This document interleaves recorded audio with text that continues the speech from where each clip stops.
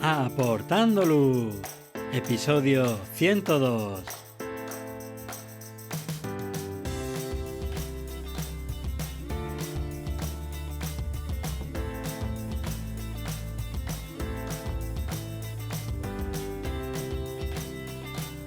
Hola, ¿qué tal? Bienvenidos a este nuevo episodio de Aportando Luz, el podcast en el que hablamos de fotografía nocturna, su técnica, consejos y equipo. Soy Javier Rosano, fotógrafo especializado en fotografía nocturna. En mi web, javierrosano.com, podréis ver mis últimas fotografías y acceder a la formación online. Tenéis disponibles píldoras formativas y cursos completos relacionados con la técnica, como la fotografía de rastros de estrellas o de Vía Láctea, y con el procesado, incluyendo la iluminación y la composición. Pasad por la web y echad un vistazo a los cursos. En el episodio de hoy os contaré mi viaje fotográfico a La Palma. Pero antes de empezar con el episodio de hoy, tengo que hablaros de que ya está aquí la semana del Black Friday y en mi página web tenéis descuentos del 50% en todos los cursos online, excepto en los que han salido este año, que son los presets con el flujo en Lightroom para fotografía nocturna y los cursos de técnicas de reducción de ruido y procesado de Vía Láctea, y también el de fotografía nocturna de Vía Láctea con Star Tracker, que tendrán un descuento del 30%. El descuento siempre está ya aplicado en el producto, así que no hace falta introducir ningún código. Y por cierto, combinando las técnicas de estos dos últimos cursos que comentaba, el de reducción de ruido y procesado de Vía Láctea y también el de fotografía nocturna de Vía Láctea con Star Tracker, pude hacer una fotografía de la Vía Láctea con mi primera cámara, una Canon 450D, una cámara de gama baja del año 2008 que tenía un ISO máximo de 1600, pero no un ISO máximo de que fuera el más alto utilizable, no, es que no podía seleccionar un ISO más alto y 1600 tenía muchísimo ruido. A 800 también tenía mucho ruido, pero era el ISO habitual que utilizaba, y también con un objetivo que para nada era muy luminoso porque tenía una apertura máxima de f4.0. Os dejo en las notas del programa la imagen con lo máximo que se puede conseguir con la técnica habitual de una sola toma, sin Star Tracker, y también lo que se puede llegar a conseguir aplicando, ya digo, lo que se ve en esos dos cursos, porque aunque es verdad que es una imagen que tiene ruido, y es que, ya digo, estamos hablando de una cámara de gama baja de hace 16 años, tiene una mejora que es muy, muy significativa. De hecho, en la imagen inicial, prácticamente con tanto ruido que tiene, ni se intuye la Vía Láctea, ni se intuye el sujeto, nada de nada. Y lo que conseguí aplicando estas técnicas con esta cámara es bestial. Y si yo puedo conseguir ese resultado con esa cámara, imagina lo que puedes llegar a conseguir con la tuya. Así que pásate por la página web, echa un vistazo a los cursos y aprovecha estos descuentos. Pero recuerda que esos descuentos estarán disponibles solo hasta el domingo 1 de diciembre, porque luego pues siempre me escribe gente después de cada lanzamiento de un curso online que, bueno, pues que ha llegado tarde, que sea de alguna otra forma, etcétera, etcétera. Yo aviso siempre por mail a los suscriptores en el último día, por redes sociales también a los que me seguís, pero ya más no puedo hacer, así que por favor no lo dejéis para después, porque siempre se nos termina pasando, olvidando, y no va a haber más descuentos de los que ya están aplicados en los productos de la web. Y es que, además de esos dos cursos que ya he comentado relacionados con la Vía Láctea y que tienen un 30% de descuento, luego hay un descuento del 50% para el resto de cursos, como por ejemplo fotografía nocturna de rastros de estrellas, de iniciación a la iluminación y también iluminación avanzada, fotografía nocturna de vehículos, composición, videotutoriales de iniciación al procesado, procesado más complejo, panorámicas. Y además, con la compra de cualquier curso online tendrás acceso gratuito durante un mes a las píldoras formativas, que tiene ya muchísimo contenido relacionado con análisis de fotografías, trucos y consejos de Photoshop, técnica de fotografía nocturna, Lightroom, explicaciones de cómo se hicieron algunas de mis fotografías. Hay un montón de contenido que, bueno, pues es transversal, son contenidos más cortos, pero complementan muy bien esa formación online habitual. Así que ya digo, con la compra de cualquiera de esos cursos online tendrás acceso gratuito durante un mes a las píldoras formativas. Y ahora ya sí, vamos con el tema del episodio, que está relacionado con mi reciente viaje a la isla de La Palma. Bueno, pues lo que Yo voy a contar, está basado en mi experiencia de una sola semana en la isla, que en este caso fue a primeros de julio de este año, de 2024, y que por tanto, bueno, pues habrá partes que sean muy subjetivas, que van pues dependiendo muchísimo de los gustos de cada persona, otros que también, por supuesto, dependan de la época del año, así que tenedlo en cuenta. Por supuesto, tenéis también más info en el episodio 59 del podcast, donde nos vino a visitar Avian San Gil, que además de un gran fotógrafo, es también un gran conocedor de la isla, así que os recomiendo que os lo escuchéis. Y vamos a empezar por el principio. ¿Por qué La Palma? Bueno, pues aquí yo creo que a nadie sorprenderá la elección del destino, porque yo creo que es un lugar soñado de fotógrafos nocturnos, no solamente de España, sino de toda Europa, porque tiene unos cielos muy oscuros, muy limpios, no solamente por la ubicación, como comentábamos también en el episodio con Avian, sino porque tiene una normativa que regula y controla muchísimo todas las emisiones lumínicas a la atmósfera.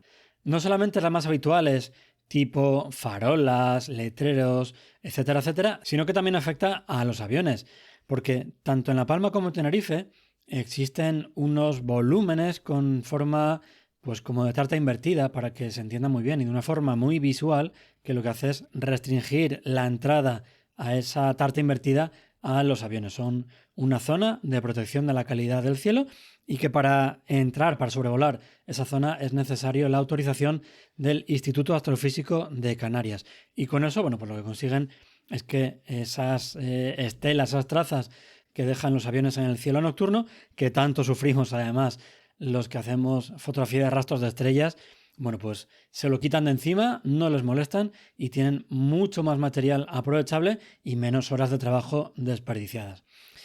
Pero no solamente es un destino perfecto para la fotografía nocturna, sino que también para vacaciones familiares es yo creo que una pasada de isla, porque tiene paisajes totalmente diferentes, desde zonas con una vegetación frondosa, muy verde, muy húmedas, a paisajes volcánicos, zonas de costa preciosas, es increíble todo a muy poquita distancia, eso sí, conectado siempre por carreteras con muchísimas curvas. De hecho, y en relación con esto, también tened en cuenta que mi visita a la isla de La Palma no fue un viaje fotográfico, puramente fotográfico, sino que eran unas vacaciones familiares, así que la forma de afrontar ese viaje es diferente. Mis hijos sufrieron mucho ese tema de las curvas, y es que digo que son tantos desniveles que todos son curvas constantes, así que para los que se marean, como en este caso mis hijos, hay poquito descanso. Y te comento también el hecho de que sean vacaciones familiares porque obviamente si es un viaje fotográfico, pues lo orientas de otra manera, ¿no? Pues quizá por el día aprovechas para hacer un poco de scouting, visitar localizaciones, para luego por la noche tener todo más orientado. Por la noche hacer fotografía nocturna, llegas a casa cuando sea, porque sabes que tienes gran parte del día para dormir. En mi caso no era así que pues tenía que controlar muchísimo más ese tiempo que estaba fuera, el tiempo del sueño, porque al día siguiente pues había que seguir con la vida normal de unas vacaciones que, bueno, pues por lo menos en mi caso descansamos cero, siempre estamos dando vueltas por sitios, conociendo pueblos, paisajes, poquito rato de playa y poquito rato de piscina, así que, bueno, pues hace falta guardar un poquito de energía para el resto del día, porque es muy raro que durante el día pueda recuperar algo. Así que las salidas pues estaban bastante limitadas. Antes de llegar a la isla, obviamente hay que hacer una planificación. Relacionado con la meteo, bueno, pues obviamente contratas las vacaciones con mucho tiempo y la que fuera. Ahí no pude mirar nada. De la parte de la luna, buscando noches que no hubiera nada de luna para aprovechar al máximo esas noches, tanto al comienzo como al final. Y la fecha, bueno, pues buscaba una semana en este caso de verano para, ya digo, esas vacaciones familiares, pero que no estuviera muy entrado el verano para poder ver la Vía Láctea muy bajita al comenzar la noche, porque luego se me vino muy bien para hacer fotografías con focales más largas. Y antes de hablar de la isla en sí y de las localizaciones y las fotos que hice, hay también que hablar del equipo que llevé, porque siempre surgen dudas, ¿no? ¿De qué equipo me llevo? Bueno, pues te voy a contar lo que me llevé yo por si te sirve de utilidad. Primero, me llevé la mochila fotográfica como equipaje de mano. En mi caso, en esa época era una F-Stop Satori. Es una mochila que ya no se fabrica. Lo más parecido es la Tilopa, que es un poquito más pequeña. Y en este caso, la Satori excede un pelín las dimensiones del equipaje de mano, pero tiene la ventaja de que hay un armazón metálico que, quitando un velcro, pues lo puedes sacar, y en este caso lo metí en la maleta facturada. Y quitando ese armazón, pues puedes comprimir un poco más la mochila. Ya no hay ninguna parte fija que te restrinja, sino que depende únicamente de lo que has metido dentro. ¿Y qué metí yo dentro? Bueno, pues metí 3 cuerpos. La Sony A7 II, la A7 III Astro modificada y la Sony A7 IV. Llevé también en el equipaje de mano las baterías de repuesto, el Nomad como Star Tracker, que es un tracker que me encanta porque es compacto, ligero, aguanta muchísimo peso y vamos, yo desde que lo tengo estoy encantadísimo con él. El Polar Scope también para poder alinear junto con el láser, luego contaré un poquito más adelante el porqué. Y luego como objetivos, buscaba objetivos que fueran compactos, así que me llevé el Sigma 1628 f2.8, el Sony 1625 f2.8 que me dejó fotografiarte para esa semana de vacaciones y del que volví enamorado porque da una calidad buenísima, desde luego más que suficiente para lo que yo suelo buscar, que no suelo andar mirando mucho al detalle, no tiene aberraciones ópticas en las estrellas, es muy pequeño, es muy compacto. Vamos, volví encantado de ese objetivo. El Sony 50 mm para hacer fotografías con focales un poquito más largas, el Samyang 24 mm f1.8, el Sony 70-200 ya pues para hacer otro tipo de fotografía, quizá no tanto ya relacionado con la fotografía nocturna, aunque tenía dudas y me lo llevé también por si acaso con esa idea en mente. Obviamente también el frontal para movernos por la noche, el soporte para el móvil, porque bueno, pues ya que voy allí, por intentar hacer pruebas con el móvil, más fotografías, otro tipo de contenido, la cuña ecuatorial, una placa nube para terminar de cerrar ese equipo con el Star Tracker y pilas también recargables para el intervalómetro. Por cierto, he preguntado a varias marcas porque no lo he encontrado, un intervalómetro que tenga batería recargable, porque es que al final si no es otro trasto más que tenemos que llevar, pilas recargables, cargador, etcétera, etcétera. Así que un intervalómetro de estos externos que van por cable con batería interna recargable por USB-C, por ejemplo, estaría genial y yo al menos no he encontrado nada de nada. Así que si te suena, déjamelo en comentarios, ya sea en iVoox, Spotify, por redes sociales, por donde sea, porque es algo que llevo tiempo buscando y que ya digo que no he encontrado. Y todo eso lo llevaba en la F-Stop, ya digo, la Satori, porque la Tilopa es un poquito más pequeña y entra sin problema. En ese caso la Satori era un poco más grande, quité el armazón, ya digo, lo metí en la maleta facturada y chimpún. Y luego además, en la maleta también facturada, llevaba otro IQ que, por si no suena, son pues como compartimentos, cajas o módulos que tienen divisiones acolchadas para meter el equipo dentro. Y tiene la ventaja de que son intercambiables. Yo, por ejemplo, ahora tengo uno muy pequeñito para llevar el Nomad, el Star Tracker, el filtro de Focus on Stars para enfocar las estrellas, el láser y la cuña ecuatorial. Entonces, lo tengo guardado en el armario. Si voy a hacer fotografía nocturna de Vía Láctea o de, no sé, en general, me hace falta un Star Tracker, cojo eso del armario, lo meto en la mochila y listo. No tengo que andar pendiente de si me dejo el láser, si me dejo la cuña, porque sé que está todo ahí guardado. Luego tengo otro más pequeñito que tiene como 2 filas, pues para ocasiones en las que no me hace falta mucho equipo, porque voy a hacer una fotografía nocturna muy sencilla o porque voy a hacer, por ejemplo, fotografía de paisaje que tampoco hace falta mucho equipo y ahí puedo llevar, por ejemplo, 2 cuerpos, 3 o 4 objetivos, incluso entra también el Sony 70-200 f4.0, así que perfecto. Luego tengo otro más grande que tiene, digámoslo así, como 3 filas ya para guardar, en el que puedo meter también, por ejemplo, el farolillo que utilizo muchísimo en fotografía nocturna, puedo meter algo incluso de ropa, el plumas que viene un poquito compacto. Ahí cabe ya mucho más material y eso me viene muy bien, pues por ejemplo para viajes en los que tengo que llevar muchos accesorios, muchos cuerpos y ese me viene perfecto. Y luego ya tengo otro que es muy grande en el que entran teleobjetivos como el Sony 200-600 montado incluso con el cuerpo. Así que ya digo, esos son los IQs, son una especie de módulos que puedes sacar y meter de la mochila fácilmente, los puedes enganchar con velcro. Y ya digo, llevaba otro facturado con la linterna Minimaglite, más herramientas de iluminación como ese farol que comentaba, un panel LED, cajitas LED pequeñas con un mando a distancia para aportar algo de color si me hacía falta, principalmente para ese farol, que si no recuerdo mal, creo que al final no llegué ni a utilizar. Y luego también, pues para fotografía diurna, filtros tipo polarizador y de densidad neutra. En la mochila llevaba lo que era caro y lo que era además imprescindible para no perderlo, y facturado llevaba pues aquellos elementos que, bueno, pues que si perdía tampoco pasaba nada porque no eran indispensables o no eran el objetivo principal de ese viaje a La Palma. Al final, si pierdo los filtros, bueno, pues me fastidiará alguna foto, pero desde luego podré vivir con ello porque lo que yo quería era hacer fotografía nocturna, y no es lo mismo perder una linterna que perder el tracker. Ahí para mí el tracker sí que era fundamental.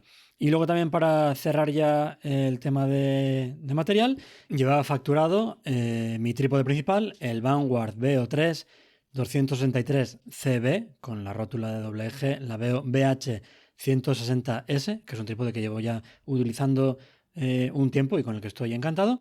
Y luego el Ulanzi 0Y, un trípode que como trípode de viaje o como segundo trípode es un trípode perfecto, muy robusto para lo ligero que es, no, porque no pesa nada y no sé, parece mentira que pueda aguantar lo que aguanta.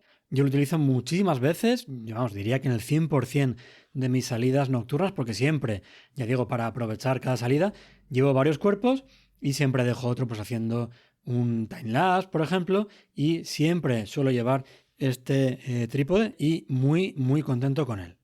Bueno, pues con esto cerramos ya el episodio de equipo y vamos ya a lo que es la parte de la isla. Y bueno, pues no sé si aporta algo realmente o no, pero te puedo decir que nuestro alojamiento estuvo cerquita del aeropuerto, en Los Cancajos. Pero bueno, como fue un viaje familiar y está también orientado a hacer turismo de día, pues buscábamos algo que estuviera cerca de una carretera principal, con acceso a varios puntos importantes, que estuviera más o menos en una zona intermedia, y ya la parte de fotografía nocturna pues pasaba a ser algo secundario, pero bueno, en cualquier caso también está muy bien situada para lo que es la fotografía nocturna. Eso sí, en esos días que estuve ahí, que fueron los días de la primera semana de julio, la costa este de la isla, que es donde estaba en nuestra casa, en Los Cancajos, estuvo todos los días nublada, ya sea de día o de noche, así que tenedlo en cuenta para las localizaciones que estén en ese lado de la isla, porque por ejemplo tenía muchas localizaciones en esa costa y que no pude hacer por esa presencia constante de nubes. También es verdad que eran localizaciones que no eran las principales. Las principales pues, son las clásicas de los observatorios, el Roque de los Muchachos, el Faro de Fuencaliente, las Salinas. Entonces ya digo, tenía otras secundarias, bueno, pues por si me daba tiempo, al final, bueno, pues no sé si por plan B o por optimista las tenía ahí en la lista, o por si la meteo se complicaba y eran las únicas opciones. Así que bueno, por tener siempre algo más lo tenía ahí apuntado. Pero vamos, ya digo que al final por tema de nubes no pude visitar ninguna de ellas. Y antes de hablar de localizaciones en particular y consejos orientados a cada una de ellas, me gustaría dar también unos consejos más generales. Primero de ellos, el suelo ahí es muy, muy oscuro. Así que, dos cosas. Es complicadísimo encontrar encuadres de noche y primeros planos, así que es muy importante aquí hacer las visitas con algo de luz, porque ya digo, luego de noche va a ser muy, muy complicado. Ya es muy difícil en un terreno normal, si encima el suelo es muy oscuro y es complicado moverte, andar, ver detalles, ver texturas, nada, imposible. Yo creo que es imprescindible hacer esa visita diurna. Y luego también hay que tenerlo en cuenta a la hora de iluminar. No es lo mismo iluminar una superficie negra, que le cuesta mucho más rebotar, reflejar la luz, que una superficie un poquito más clara. Y también para exponer, obviamente. Aquí al final estás casi obligado a hacer exposiciones más largas para el suelo, o hacer, o bueno, no sé si o hacer o y hacer también, sería un y o, apilados, ¿vale? Para reducir al máximo posible ese ruido. Y si aparecemos en la foto, hay que tener también en cuenta que lo ideal es que haya una luz que o bien ilumine el suelo que tenemos justo al otro lado nuestra para marcar la silueta, o directamente a nosotros o siluetearnos contra el cielo, porque si no va a ser muy complicado que se nos vea. Así que punto muy importante para que lo tengáis en cuenta y que luego no lleguéis a casa y os encontréis con fotos muy oscuras, sobre todo si utilizáis el ISO invariante. Aquí lo digo siempre, yo las fotografías de prueba las hago siempre con el ISO normal y cuando tengo ya todo listo, ya sea exposición o sea la iluminación, es cuando bajo el ISO a 800, 400, según sea la cámara, para intentar mantener el máximo detalle posible en las luces. A veces hace falta ese detalle, a veces no hay ninguna luz que se vaya a quemar, pero bueno, es como suelo trabajar. Luego también otro tema, el tema del láser. Como decía antes, aquí la presencia de los observatorios en el Roque de los Muchachos marca mucho esa iluminación que se puede emitir hacia el cielo. Por tanto, no sé si realmente hay alguna ley que prohíba expresamente el tema de los láseres. Yo estuve preguntando al Instituto Astrofísico, al Roque de los Muchachos, nadie me dijo nada, pero bueno, sabía, o por recomendaciones de otra gente, que eso era mejor intentar evitarlo. Así que del láser me olvidé por la noche, pero si te resulta muy complicado utilizar el Polarscope, porque es verdad que si estás acostumbrado al láser, que alineas el tracker en nada, un minuto, no es que no lleva más, y un minuto igual es incluso demasiado. Con el Polarscope es pues bastante más complejo. Puedes utilizar el láser en hora azul, ese periodo en el que aún hay luz diurna, los observatorios aún no están trabajando, pero ya se empiezan a ver las estrellas y de hecho la estrella polar es una de las primeras que se ve. Así que aprovecha ese momento para tener el trípode, la rótula, el tracker, todo montado para alinearlo en la hora azul, no tocar nada, esperar que llegue el anochecer y empezar a hacer fotos. De esta forma podrás hacer un alineamiento más sencillo y no tendrás que utilizar el Polarscope y no molestaremos a los observatorios. Y último punto, así más general, es el Roque de los Muchachos. Ahí me lo habían avisado, que la carretera se las trae. Y es verdad, la subida y la bajada se hacen muy largas y muy pesadas. En mi caso además iba solo y era aburridísimo.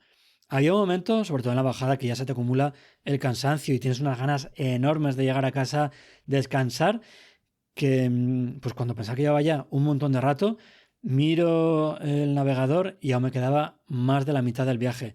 Así que tenedlo en cuenta porque es muy pesado y por tanto, pues cada subida y cada bajada quitan muchísima energía. Así que planificad muy bien las fotos que vais a hacer para intentar concentrar todo en la misma salida, a aprovechar al máximo esa subida, porque si no lo vais a notar. Y desde luego una subida para hacer una toma o incluso dos encuadres es casi desperdiciar ese viaje porque, no sé, no merece la pena, habrá casos y casos, pero desde luego yo creo que hay que aprovechar al máximo todo ese rato para llevarte lo máximo posible de cada viaje. También mucho cuidado porque no hay cobertura, al menos de Movistar, que es la compañía que tengo yo, en muchas zonas. Así que temas de encuadres que hayáis visto, temas de avisar a alguien, de cómo llegar a no sé dónde, tenedlo en cuenta y, a ver, la parte de avisar a alguien, pues con que sepa que no hay cobertura, igual ya está más tranquilo.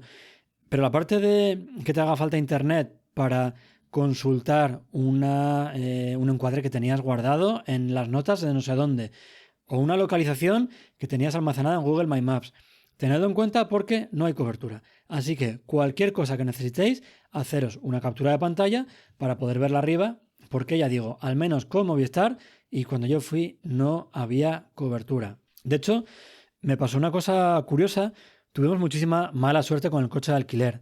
Nos dejaron uno de forma temporal porque el que habíamos pedido no lo tenían y entonces en el aeropuerto, en la llegada, pues eso, cogimos otro coche que nos habían dado de forma temporal. Y ese coche, con él subí al Roque de los Muchachos y cuando estaba arriba y me voy a volver para casa, me salta un mensaje de que pare lo antes posible porque hay un fallo. No sé si me daba el fallo, no recuerdo qué fallo era. Obviamente yo no tenía cobertura, así que no tenía forma de avisar a nadie. Probé a arrancar, todo funcionaba bien. De hecho, apagué el coche, lo volví a encender y el fallo desapareció. No sé qué le pasó a ese coche, pero era como cuando tienes un ordenador que te empieza a dar 1000 fallos y que parece más que son temas de sensores que fallan, de temas de la centralita. No lo sé, el caso es que cada día nos daba un fallo un poco random, diferente al anterior, nos lo terminaron cambiando y no hubo más problema. Pero claro, cuando me salió ese mensaje ahí arriba en el Roque de los Muchachos, por la noche a las, no sé, a las 4 o las 5 de la madrugada, sin cobertura, con muchísimo cansancio y muchas ganas de ir a dormir, yo mira, yo aquí obviamente no me voy a quedar esperando a que venga una grúa que no puedo pedir, así que reinicio como si fuera un ordenador y por suerte se arregló y pude llegar a casa sin ningún problema. Y último problema del Roque. Aunque vas a La Palma y, bueno, aunque no tiene un clima que es muy cálido, pero sí que es verdad que arriba, en el Roque, hace mucho frío. Pero frío de en julio ponerte varias capas. Bueno, también es verdad que yo soy muy friolero, pero de ponerte varias capas, de ponerte guantes, de ponerte gorro. Y encima si sopla viento ya, pues ni te cuento. Así que tenedlo en cuenta al preparar el equipaje, porque esa parte de la ropa no lo he comentado con el equipo, me he centrado únicamente en la parte de equipo fotográfico y accesorios, pero tenedlo en cuenta, ¿vale? Tema de capas, tema de guantes y gorro, porque os vendrá muy bien, sobre todo si como yo sois muy frioleros. Y yendo ya a las salidas de fotografía nocturna, pues para mí lo principal era la zona de el Roque de los Muchachos, ese caminito que hay que sale del Mirador de los Andenes, la pared de Roberto. Entonces, de día, no sé si fue el segundo día seguramente, después de llegar a La Palma, subí para allá con la idea de hacer las visitas diurnas, encontrar diferentes encuadres, cenar un poquito, esperar a que llegue la noche y hacer las fotos. Y bueno, pues estaba haciendo la visita de día, viendo varios encuadres, planificaciones, dónde va a estar la Vía Láctea, etcétera, etcétera. Coincidí con dos fotógrafos que estaban ya también por ahí haciendo timelapses, buscando localizaciones para la noche. Y cuando estoy esperando ya a que anochezca, porque he hecho toda la visita, pues el mar de nubes que no aparecía. Y claro, mi idea era que hubiera un mar de nubes para tener textura en la parte inferior, esa luz rebotada a los pueblos y también, por supuesto, para que pues frenar un poquito la contaminación lumínica que llega al cielo. Pero ya digo que no llegaba, así que, visto lo visto, cambié de planes y como quedaba muy cerquita, opté por el plan B, que también iba a hacer, pues no sé, al día siguiente o a los 2 días, que era la zona de los observatorios del Roque de los Muchachos.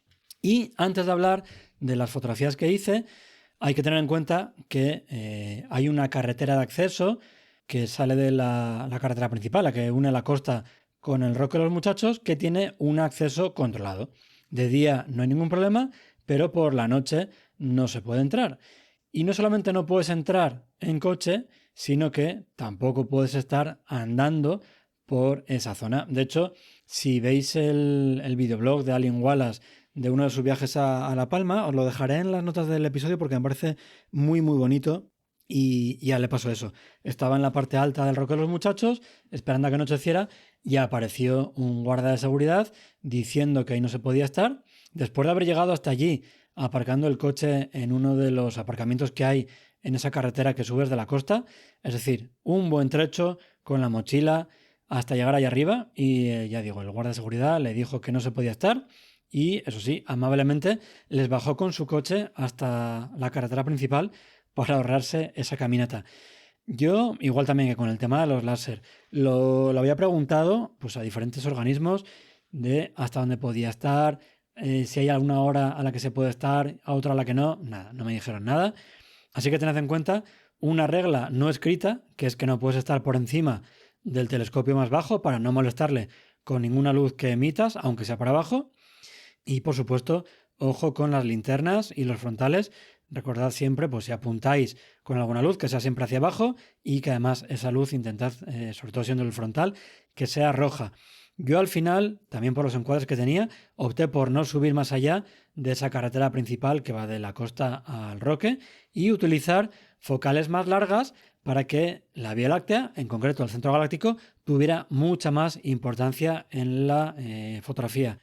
Y así pude fotografiar, pues por ejemplo, el Nordic Optical Telescope, también el telescopio William Herschel y, por supuesto, el Gran Telescopio de Canarias, que son unos telescopios que tienen una forma muy particular, son telescopios muy bonitos y que podemos conseguir un centro galáctico muy, muy imponente, con primeros planos que pueden ser, por ejemplo, la propia carretera o incluso la retama con esa flor amarilla tan bonita que tiene y que pues puebla todas esas laderas del Roque de los Muchachos. En mi caso hice varias fotografías, luego dejaré las localizaciones, las ubicaciones concretas en las notas del episodio, y todas ellas utilizando el 50 mm 1.8 con varias tomas, tanto para el suelo como para el cielo, para hacer apilado, y ya digo, las del cielo con cámara astromodificada y con el tracker, el Nomad de Move Shoot Move. Y como decía antes, muy importante tener planificadas todas las visitas para exprimirlo al máximo y sacar el máximo provecho de ese viaje infernal por la carretera que sube hasta el Roque de los Muchachos. Y entre un hueco y otro, yo me pude escapar también al Monumento al Infinito, que no está muy lejos de esa zona, para hacer algunas fotografías. Tenía pensado hacer tanto de Vía Láctea como también circumpolar. Circumpolar al final, por tema del tiempo, no fue posible y únicamente hice la de la Vía Láctea, iluminando el Monumento al Infinito, que por cierto es mucho más grande de lo que yo esperaba. No había visto nunca una foto del monumento con una persona al lado, así que no tenía ninguna referencia y no sé, pues yo me imaginaba que el tamaño sería el de una persona, pero no, es mucho más grande. Así que ya digo, iluminando para que tuviera un poquito más de luz, resaltar un poco más del fondo. Y eso sí, el camino que lleva hasta allí está un poco dejado, hay bastante maleza. El camino es amplio, está hecho de piedra, es verdad que algunas piedras creo recordar que faltaban, pero la maleza es que hay veces que se mete dentro del camino, tienes que agacharte, tienes que apartarla con los brazos, porque además muchas de esas zonas tienen telarañas, así que acabas con la cara llena de telarañas, y esa fue la única pega de esa noche. El resto, ya digo, quitando, bueno, también el tema del coche y ese aviso de no poder moverme, el resto nada, fue perfecto, disfrutando de los telescopios. Además, una fotografía muy cómoda, porque no es lo habitual de que tienes que cargar con la mochila a mucha distancia. En muchas de ellas el coche lo tenía nada al ladito. La más lejana es la del Monumento al Infinito, que tienes que caminar un poquito. El resto nada, prácticamente al lado del coche. Así que nada, se disfruta de otra manera, mucho más tranquila, reposada, mirando al cielo, además no tan cansado, aprovechas todo mucho más, disfrutas todo mucho más, estás incluso más lúcido, así que si tienes cualquier problema lo puedes resolver pues de una forma mucho más rápida. Y la siguiente salida, ahora ya sí, fue al Roque de los Muchachos, hacia la caldera de Taburiente, y está en bastantes sitios, yo que sé, del Pirineo, luna de miel en Nueva Zelanda, pero fue llegar al mirador de los Andenes, acercarme a la barandilla y ver ese paisaje espectacular que de verdad, según lo estoy contando, se me ponen los pelos de punta porque es impresionante. Unas paredes verticales a los lados y debajo de ti que parece que no tienen fin. Toda la zona de la caldera, la zona que hay un poquito más abajo de pinos, el mar de nubes saltando por la zona del paso. El mar es un paisaje impresionante, de verdad. No tengo palabras. Y además, también uno de esos, por lo menos la sensación que tengo yo, uno de esos alicientes o de puntos extra que hacen que sea más espectacular es la caída que hay. Yo tengo vértigo y en algún momento lo pasé un pelín mal, pero bueno, en cuanto me meto en temas de fotografía me olvido, obviamente siempre teniendo cuidado, luego hablaré de algunos consejos de seguridad, pero esa sensación de tener una caída bestial, infinita, que es que parece que no se ve el final, justo a los pies, aún le da un extra más de espectacularidad a ese paisaje y vamos, ya digo que es que yo no he visto cosa igual. Y de hecho fue tan bestial que no tenía intención de subir con la familia a esa zona porque, bueno, pues habíamos visto ya la zona de la caldera desde abajo, haciendo alguna ruta, etcétera, etcétera. Y mis hijos, bueno, pues se marean. Hay alguna que no se marea prácticamente nada. Hay otro que se marea en cuanto salimos de casa, ya está preguntando cuánto falta porque lo pasa mal. Y claro, hacer un viaje, ya digo, de esa distancia, con esas curvas, había que planteárselo. Y yo creo que prácticamente lo habíamos descartado porque hay un montón de sitios que ir a ver. Y aunque es muy espectacular, bueno, pues lo hemos visto desde abajo. Y fue tal la impresión que lo hablé con mi mujer, le enseñé también fotos y dijo, sí, tenemos que subir ahí arriba porque el paisaje lo merece. Y subimos, tuvimos que hacer varias paradas por el tema de mareos, pero tanto para nosotros como para ellos les mereció la pena la subida porque es un paisaje precioso. Y luego también, bueno, pues el mar de nubes tardó en aparecer. No sé si es algo común, pero aquí incluso tardó más que en el primer día, porque al final, el primer día, bueno, pues yendo de un sitio a otro, de pasada iba por el mirador de los Andenes y se veía que estaba el mar de nubes por abajo en esa primera noche que había descartado la zona interior de la caldera. Y en este segundo día, bueno, pues también tardó en aparecer. Aquí ya, bueno, pues no tenía un plan B en la zona, así que sí o sí me tenía que dar por ahí. Me lo tomé con calma y tranquilidad. Digo, bueno, pues si sale bien y si no, pues qué se le va a hacer.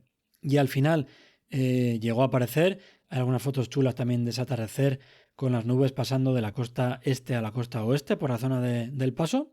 Y también me encontré con otra persona. Cuando llegué no había nadie, pero luego un poquito más tarde, no sé si ya incluso cuando era de noche, apareció un fotógrafo con su familia, creo que eran sus padres y sus tíos. Se trajo a toda la familia. Era un fotógrafo de Chipre y estuvimos hablando un buen rato de, bueno, pues de dónde era él, qué había estado haciendo, localizaciones que le faltaban por ver. Estuvimos intercambiando ideas y opiniones y me pareció curioso porque antes comentaba y luego lo he recalcado el hecho de hacer varios encuadres para exprimir al máximo cada subida. Bueno, pues yo en esta noche en el Rock de los Muchachos hice 4 encuadres, moviéndome de un lado para otro, muchas veces a toda prisa, porque el momento de la Vía Láctea llegaba ya y tenía que montar todo el equipo. Y este fotógrafo plantó su trípode en un sitio y ahí se quedó en toda la noche haciendo otro tipo de fotografías. De luego, pues mucho más tranquila. No sé si es que estaría más noches ahí, no le pregunté, pero vamos, desde luego, a mí no me renta esa subida, esa bajada para hacer un único encuadre. Y mucho cuidado cuando andamos por esa zona, porque, bueno, pues ya digo que es una zona muy oscura, hay unas caídas muy grandes, además el terreno hay zonas que es resbaladizo porque es de piedrecilla suelta y es muy fácil caerse, así que mucho ojito con andar por esa zona porque te puedes tropezar con cualquier piedra, resbalarte con esa tierra y tener un percance muy grave. Y luego también a la hora de posar, ya decía antes, ¿no? Pues hay que ponerse para hacer un contra con el cielo, iluminación, etcétera, etcétera. Cuidado porque no hay tampoco muchos sitios donde colocarse, donde subirse. Muchos de ellos están muy expuestos que cualquier tropezón, cualquier golpe de viento nos puede jugar una mala pasada. Así que por favor, muchísima seguridad con todo este tema. Y ya digo, yo aquí hice, en esta zona del Mirador de los Andenes, desde esa zona que aparqué el coche, me metí para adentro hacia la pared de Roberto, hice una fotografía panorámica con, creo recordar, 2 filas y 3 paneles para cada una de las filas, con una diagonal de la Vía Láctea bastante larga, con un posado mío en una de las piedras, luego otra clásica en la que se ve el camino, unas flores de color rosa en primer plano y luego en el fondo pues yo estoy posando en un hueco de la pared de la montaña con la Vía Láctea en diagonal, que es un encuadre que es bastante clásico, pero que bueno, pues no por clásico vamos a dejar de hacerlo porque al menos en mi caso es una de mis fotografías favoritas de todas las que he hecho hasta ahora de lo chulo que es el sitio.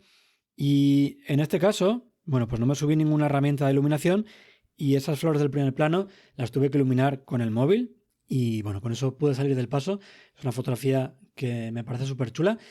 Y luego también dentro de esa zona, avanzando un poco más por ese camino, hice otro encuadre, también con una diagonal del camino, también otro posado mío en una roca en la que no había ningún peligro. Lo que pasa es que esa seguramente sea de las que menos me convencen de todas las que he hecho. De hecho, aún estoy en el proceso de edición porque tengo otras que he ido haciendo de otros ámbitos, entonces por ir mezclando, por también desintoxicar un poquito de esas fotografías de La Palma y por ver si la veo con otros ojos, la he ido dejando un poco en barbecho. Y luego, pues recogí todo en esa zona, cogí el coche y me cambié de sitio para irme a una localización que estaba también muy cerquita y que es el Pico de la Cruz. Desde la cima de ese pico hay un encuadre muy bonito con la Vía Láctea en vertical, el camino que lleva hacia esas rocas donde puedes posar con más o menos tranquilidad porque no estás justo hacia el vacío, además te puedes colocar de una forma muy cómoda, no hay ningún problema. Ya hice un vertorama con, creo recordar que 3 filas, 2 para el suelo y una para el cielo.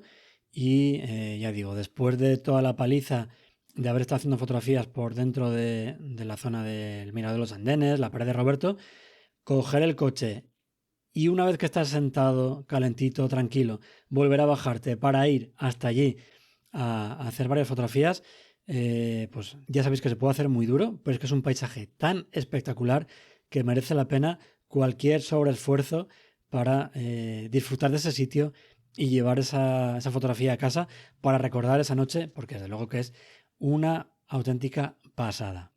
Pero eso sí, así como para buscar localizaciones y hacer planificaciones de varias noches, sí contaba con localizaciones de más, a la hora de planificar una noche es importante no pecar de optimista y dedicarle a cada una de ellas o reservarle a cada una de ellas el tiempo suficiente.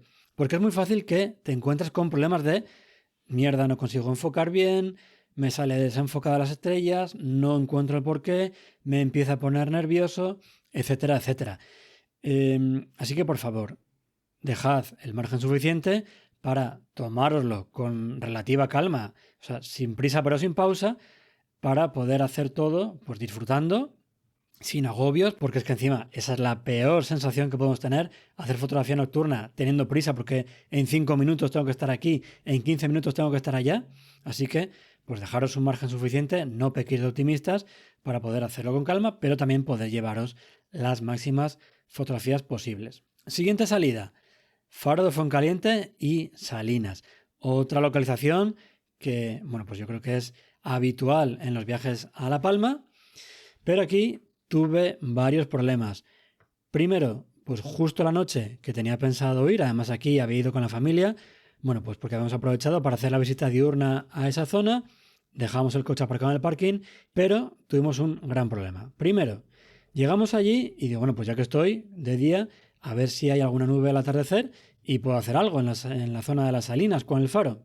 Cielo totalmente despejado. Es verdad que el sitio es precioso y con los reflejos, los tonos del cielo, etcétera, etcétera, salió una fotografía chula que está publicada en redes sociales, pero ya digo, sin una sola nube. Digo, bueno, por lo menos si no hay ninguna nube, podré hacer fotografía nocturna de la Vía Láctea con un cielo totalmente despejado. Pues fue atardecer, irse el sol y empezar a nublarse completamente. Así que ni fotografía nocturna del Faro de Fuencaliente, ni fotografía nocturna de las Salinas, ni fotografía nocturna de nada.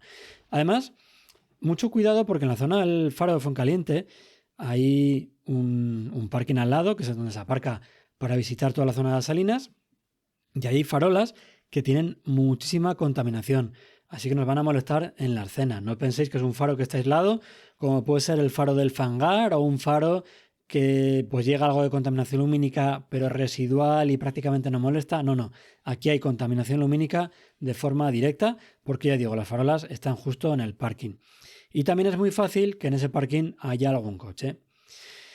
Luego, tema de las Salinas. Ya digo, solamente pude ir de día, están cerquita del faro, nada, a 3 minutos paseando, pero mucho cuidado porque solo se puede estar en la entrada de las Salinas, no puedes estar dentro. Es una propiedad privada, así que solamente puedes estar en la entrada, tanto del clásico encuadre hacia el Faro de Fuencaliente para hacer el atardecer, como también de las Salinas que están hacia el otro lado, que son más clásicas para hacer con el centro galáctico de la Vía Láctea.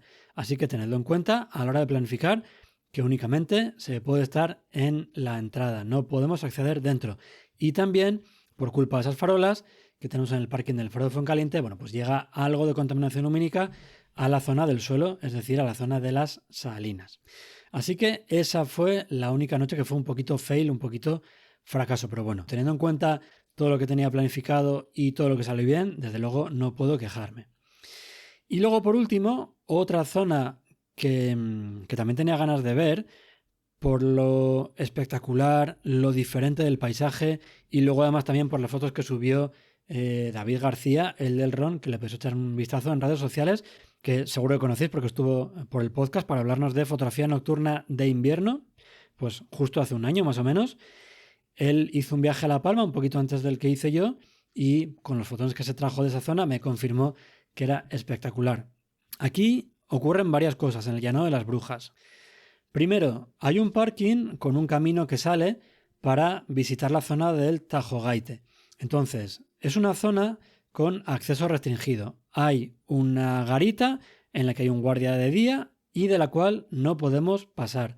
Le pregunté al guardia durante la visita diurna que hasta dónde podemos pasar para hacer fotografía nocturna y me dijo que hasta la garita, que más allí no se podía ir. Así que tenedlo en cuenta a la hora de planificar. Además también es una información exactamente igual que le dieron a David García, así que 100% fiable. No es una cosa de que pasa alguna vez que te toca un guía o te toca un vigilante que te dice algo que es subjetivo o no se tira por el lado más restrictivo. En este caso no, nos lo dijo a varias personas. Así que ya digo, no se puede acceder más allá de la garita si no es con una visita guiada. Tampoco podemos salirnos del camino, ¿vale? Un camino que está marcado con piedras, de ahí tampoco te puedes salir, pero con todo esto es un sitio espectacular. Seguramente después de la fotografía nocturna que comentaba antes, del Roque de los Muchachos, en los que hay un caminito con las flores moradas en primer plano, ese hueco en la montaña, la silueta, la Vía Láctea, pues seguramente, y no sé incluso si con esa, esta sea mi fotografía nocturna favorita. Se trata de una fotografía nocturna panorámica de 2 filas. No recuerdo si eran 6, 7 paneles en cada fila. La inferior con la Sony A7 IV, superior con la cámara astromodificada y en la que ese caminito que comentaba del que no podemos salirnos nos guía justo hacia el centro de la fotografía, donde estoy yo iluminado con una luz, y justo en el centro del arco de la Vía Láctea, que está en la fila de arriba, hecho con la cámara astromodificada y con el tracker, y en la que la Vía Láctea parece salir de una montaña, en este caso de la montaña quemada, al pico Birigoyo que tenemos a la derecha, con un cielo precioso, una Vía Láctea con muchísimo detalle. Y ya digo, es un paisaje muy curioso, por ese suelo negro que, bueno, pues costó muchísimo sacar información de esa zona. De hecho, tenía pensado hacer no solamente largas exposiciones, sino también hacer un apilado para reducir más aún el ruido y poder tener una fotografía con detalle, pero más limpia. Pero no sé qué hora serían las 12 de la noche, 1 de la madrugada, 2 de la madrugada. Y claro, son exposiciones de 3 minutos, 5 minutos.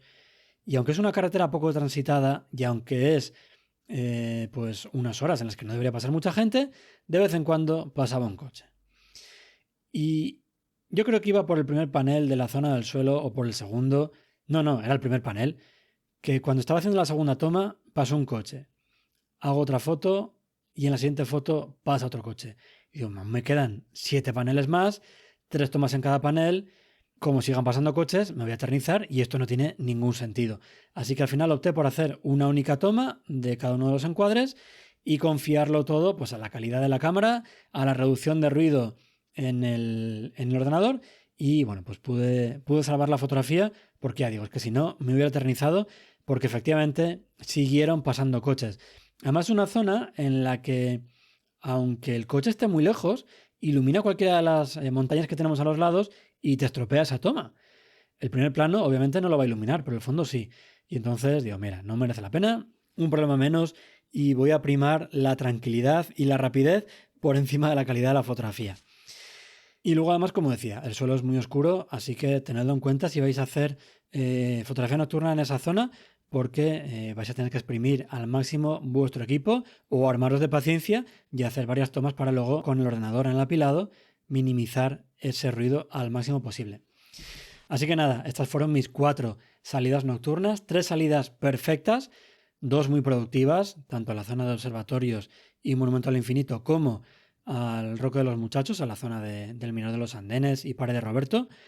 También el Llano de las Brujas, que aunque no fue tan productiva, pero bueno, pues esa fotografía panorámica requería mucho más tiempo. De hecho, en el resto de localizaciones evité hacer panorámicas precisamente por eso, porque prefería llevarme varios encuadres a dedicarle mucho tiempo a una localización, a un encuadre en concreto.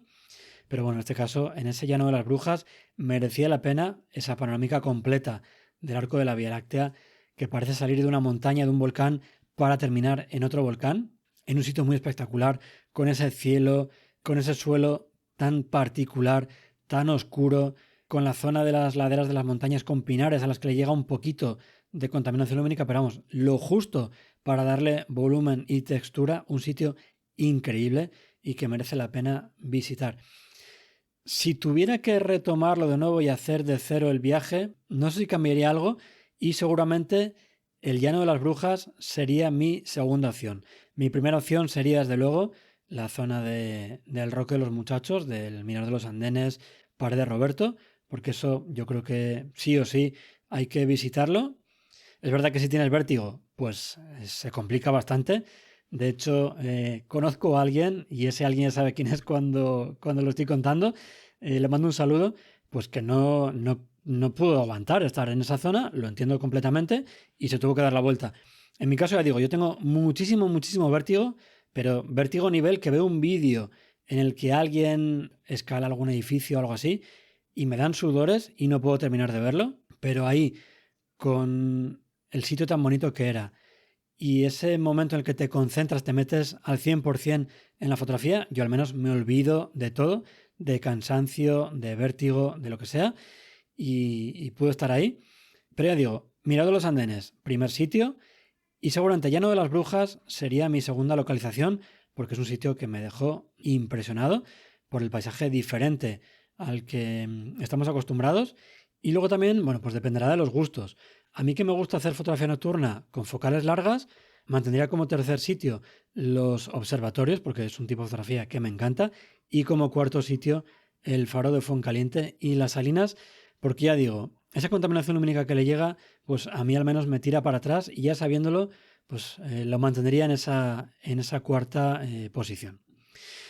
Dejaré localizaciones y fotos en las notas del programa, y también os recuerdo que tenéis un mapa de localizaciones en la web que suelo enlazar además en cada uno de los episodios que hablamos de localizaciones, donde tenéis localizaciones, las que yo voy a poner ahora de La Palma, las que en su momento nos dio Avian San Gil en ese episodio 59, también localizaciones de Guadalajara, de Asturias, de Burgos, del Pirineo Aragonés, y luego también localizaciones que he ido añadiendo yo, de fotografías que he ido haciendo, y también, por supuesto, de los oyentes que me han ido dando en el grupo de Telegram del podcast, que podéis encontrar en javierrosano.com/Telegram, que somos ya más de 120 miembros, en el que hablamos de, bueno, pues localizaciones, planificaciones, técnicas.